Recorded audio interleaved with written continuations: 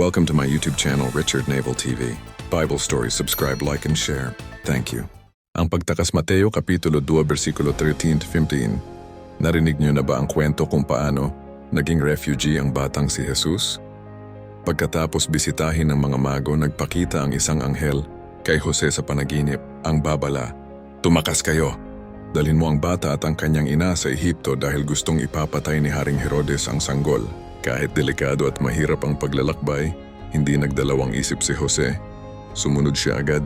Dito natin makikita ang kanyang matinding pananampalataya at pagmamahal sa kanyang pamilya. Pero alam niyo ba, ang pagtakas na ito ay hindi lang basta pag-iwas sa panganib. Ito ay katuparan ng isang sinaunang propesya mula sa aklat ni Hosea.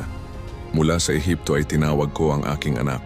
Ipinapakita nito na ang bawat hakbang sa buhay ni Jesus ay bahagi ng mas malaking plano ng Diyos na nag-uugnay sa kanya sa kasaysayan ng Israel.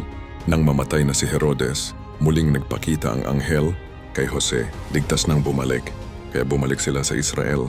Ang buong paglalakbay na ito, mula sa pagtakas hanggang sa pagbabalik, ay nagpapatunay sa walang hanggang proteksyon ng Diyos. Iniligtas niya si Jesus para ihanda sa kanyang pinakamalaking misyon, ang pagtubos sa ating lahat.